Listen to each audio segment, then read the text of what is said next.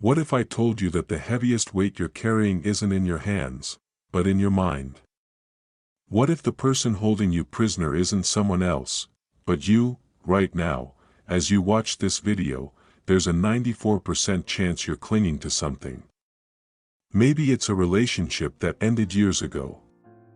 Maybe it's a mistake you made last week. Maybe it's the version of yourself you think you should be, but aren't. Today, we're diving deep into one of the most powerful books on emotional freedom ever written, The Art of Letting Go. And by the end of this video, you'll understand why holding on is killing you, and how letting go will set you free. Welcome back to Mindful Books channel.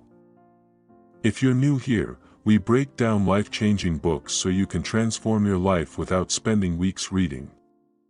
And if you get value from this video, smash that like button and subscribe because we're going on a deep journey today. The Art of Letting Go isn't just another self-help book. It's a psychological roadmap to emotional liberation. It teaches us that most of our suffering doesn't come from what happened to us, but from our refusal to release it. So grab a notebook, get comfortable, and let's unlock the secrets to freeing your mind and healing emotionally. Part 1, The Weight We Carry. Let me tell you about Sarah. She's 32 years old, successful career, loving family, but every night she lies awake replaying a conversation from 5 years ago. A friend betrayed her trust, and even though that friend is long gone from her life, Sarah carries that betrayal like a stone in her pocket. Every single day. Sound familiar? The book starts with a profound truth. We are not our thoughts, we are not our past, and we are not our pain. But somehow, we've become convinced that holding on to these things defines who we are. Here's what the book reveals. The human mind is like a museum of grievances. We carefully preserve our hurts, frame our disappointments, and give them prime real estate in our consciousness. We become curators of our own suffering, but why? Why do we do this to ourselves? The book identifies 3 core reasons. First, fear of forgetting. We believe that if we let go of the pain, we'll somehow dishonor the experience or forget the lesson. We think our suffering proves something mattered. Second, identity attachment. We've held on to something for so long that it's become part of who we are. I'm the person whose father left. I'm the one who failed that business. We confuse our story with ourself. Third, the illusion of control. By mentally rehearsing the past or worrying about the future, we feel like we're doing something productive. We're not. We're just torturing ourselves in high definition. I'll be honest with you. 3 years ago, I was stuck in this exact trap. I had been rejected from my dream job, and I replayed that rejection interview in my mind hundreds of times. I'd lie in bed at night, re-answering questions with better responses. I'd imagine confronting the interviewer. I was living in a memory, not in my life, and that's when I discovered what this book teaches. The past is not a place you can visit. It's a story you keep telling yourself. Part 2, The Psychology of Attachment. The book dives deep into the neuroscience behind attachment, and this is where things get fascinating. Your brain has this feature called the negativity bias. Evolutionary speaking, it kept us alive. Our ancestors who remembered where the dangerous predators lived survived longer than those who didn't. But in modern life, this same mechanism keeps us replaying our worst moments on an endless loop. Here's the thing, every time you recall a painful memory, your brain doesn't know you're just remembering. It releases the same stress hormones, cortisol, adrenaline, as if the event is happening right now. You're literally re-traumatizing yourself with your thoughts. The book introduces us to the attachment cycle. It works like this. Stage 1, the event. Something happens, a breakup, a failure, a loss. Stage 2, the story. You create a narrative about what it means. I'm not good enough. I can't trust anyone. I always fail. Stage 3, the identity. This story becomes who you think you are. Stage 4, the evidence collection. Your brain now actively looks for evidence to confirm this story, ignoring everything that contradicts it. Stage 5, the loop. You're trapped, constantly reinforcing the very thing that's hurting you. Let me give you a powerful example from the book. There's a story about two prisoners of war. Both endured the same horrific conditions. After their release, one became consumed by bitterness, spent decades seeking revenge, and died angry and alone. The other built a beautiful life, helped other veterans, and when asked how he let go, he said something profound: I refused to give them real estate in my head. They took years of my life, I wouldn't give them another second. That's the difference between surviving and living. Between being a victim of your past and being the author of your future. Part 3, the 4 pillars of letting go. Now we get to the practical part. The book outlines 4 pillars that form the foundation of emotional release. These aren't quick fixes, they're fundamental shifts in how you relate to your inner world. Pillar 1, radical acceptance.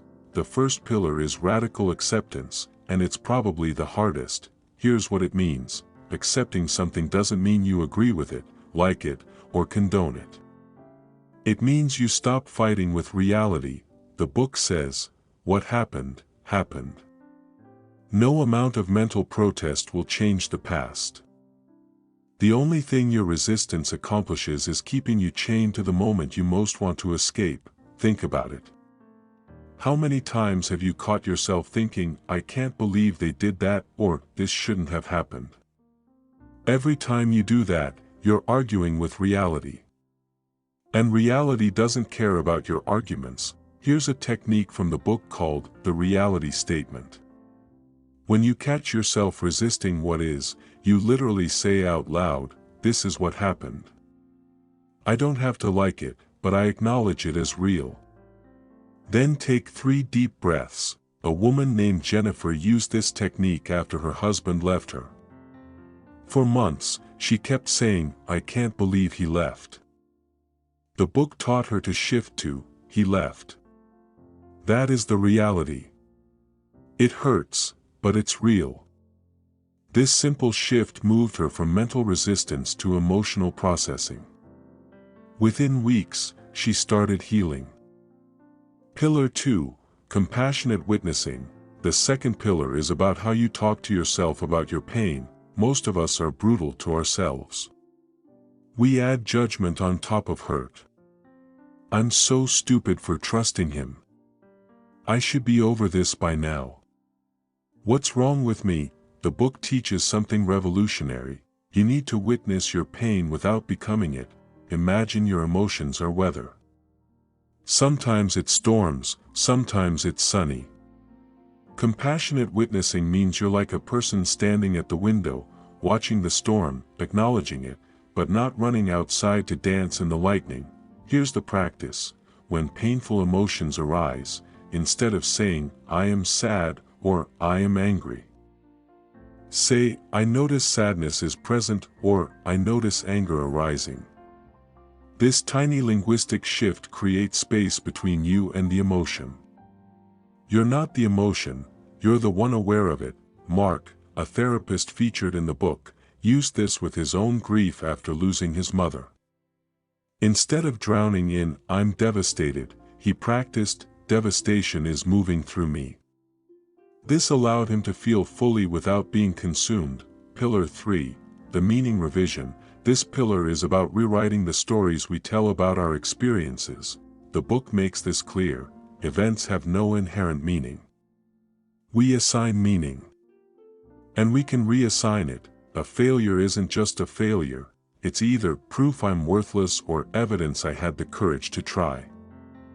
Same event, completely different meaning. The book shares the story of Tom, who was fired from his job. For a year, he told himself, I'm a failure. I let my family down. I'll never recover from this shame. Then he did the meaning revision exercise. He asked himself, what else could this mean? And slowly, he found different truths. This job was killing my health. This forced me to pursue my real passion. This taught me I'm more resilient than I knew. 2 years later, Tom had built a successful business doing what he loved. The event didn't change, his meaning did. And meaning changes everything. Pillar 4, the practice of release. The fourth pillar is the most practical. You need rituals of release. The book is clear that letting go isn't a one-time decision, it's a repeated practice. Like building muscle, you have to exercise your release reflex. Here are 5 release rituals from the book. The letter you never send. Write everything you need to say to the person or situation. Pour it all out. Then burn it or tear it up. This gives your emotions physical expression without creating new problems. The gratitude flip. For every grievance, find one thing that experience taught you. Not to minimize the pain, but to extract the wisdom. The daily dump. Set a timer for 5 minutes. Write stream of consciousness about what you need to release. When the timer stops, close the journal. No rereading. This prevents rumination while allowing expression. The body scan release. Lie down. Scan your body for tension, and with each exhale, imagine releasing what you're holding. The body keeps the score, and it also releases it. The future letter. Write a letter from your future self who has successfully let go. What would they tell you? How did they heal? This activates your brain's problem solving in a hopeful direction. These aren't gimmicks.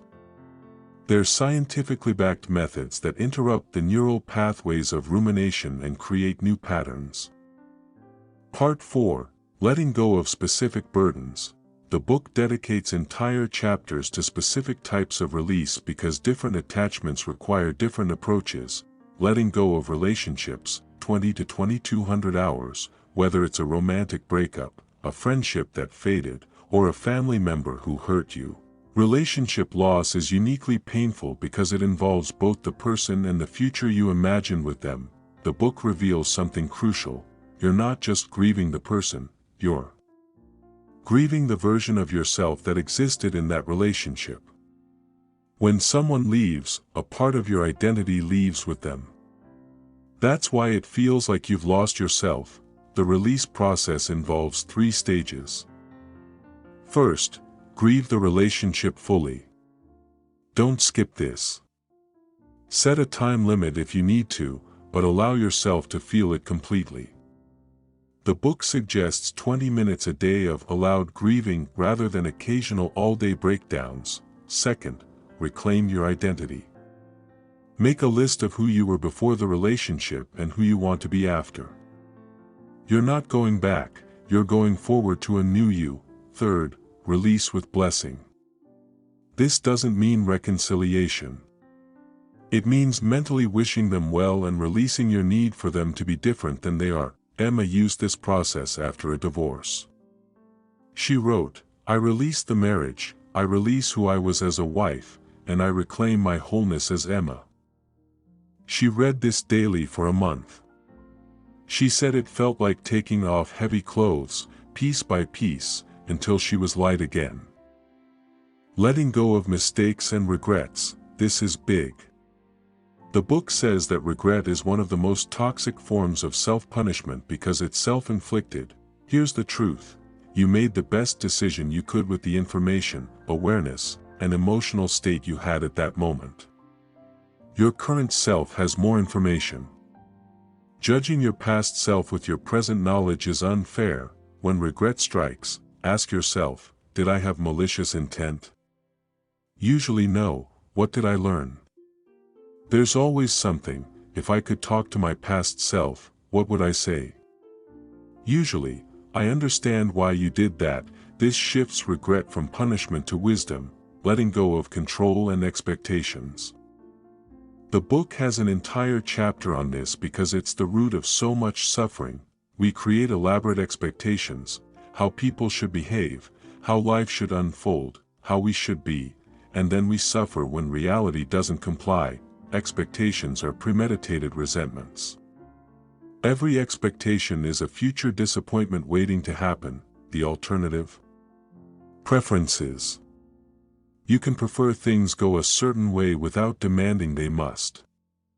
You can hope for outcomes without being destroyed when they differ. Robert, a father in the book, expected his son to become a lawyer. When his son chose art, Robert was devastated, not because art is bad, but because he'd been attached to a specific outcome. Through the letting go process, he learned to say, "I prefer he'd chosen law, but I accept and support his choice." This saved their relationship.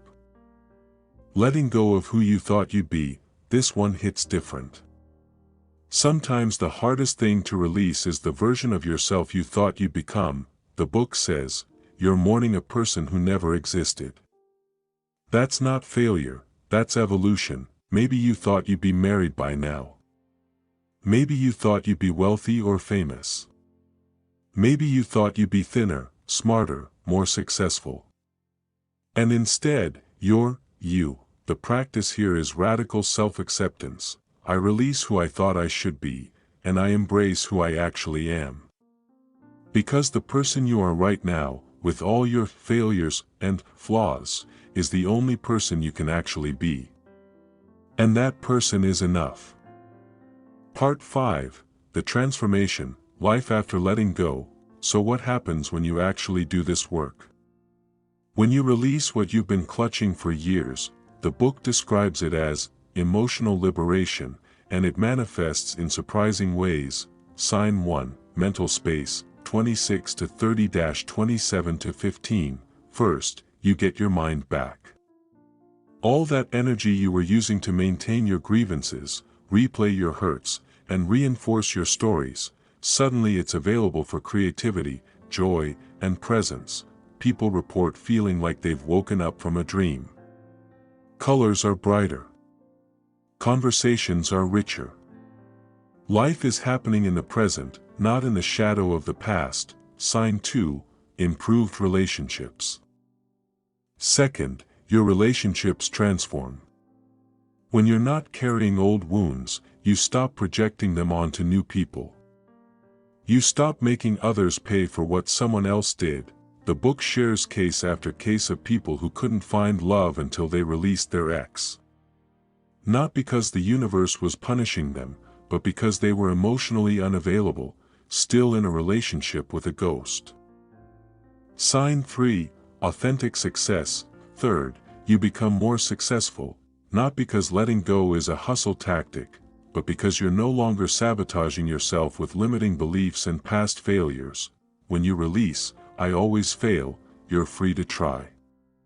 When you release, "I'm not worthy," you're free to receive. When you release, "People always leave," you're free to connect. Sign 4, Peace. And finally, you experience something you might have forgotten existed, peace. Not the absence of problems, but the absence of internal warfare. The book's most beautiful passage says, "Peace isn't found when everything is perfect. Peace is found when you stop demanding perfection from an imperfect world." Let me leave you with one last story. The book ends with Maria, who spent 15 years hating her mother for abandoning her as a child. 15 years of anger, therapy, and pain. Then she did the work. She radically accepted what happened. She witnessed her pain compassionately. She revised the meaning from, "I wasn't worth staying for," to, "She was too broken to stay." And she released her need for her mother to be different. 3 months later, her mother reached out wanting to reconnect. But here's the twist, Maria realized she didn't need it anymore. She'd already healed. She'd already moved on. She met with her mother, not because she needed closure, but because she was free enough to choose to. That's the power of letting go. It doesn't change the past. It frees you from it. So here we are. We've journeyed through the art of letting go together. Let me ask you the question we started with: what are you holding on to? Is it a relationship? A regret? A version of yourself that no longer serves you? Whatever it is, I want you to know, you don't have to carry it anymore. The book teaches us that letting go isn't weakness, it's the ultimate strength. It's choosing peace over being right. It's choosing freedom over familiarity. It's choosing life over the endless replay of what hurt you. Here's what I want you to do after this video. First, write down one thing you're ready to release. Just one. Don't overwhelm yourself. Second, choose one of the techniques we discussed today and practice it for 7 days. Just 7 days. Third, notice what happens. Journal about it. Track the shifts in your mood, energy, and relationships. And if this video helped you, do me a favor, share it with someone who needs to hear this message. Because somewhere out there, someone you know is carrying a burden they don't have to carry anymore. Don't forget to like this video, subscribe to the channel, and hit that notification bell so you never miss content that could change your life. I'll leave you with this final thought from the book: holding on is believing that there's only a past. Letting go is knowing there's a future. Your future is waiting. Are you ready to meet it? Thanks for watching. I'll see you in the next video. Now go, and let go.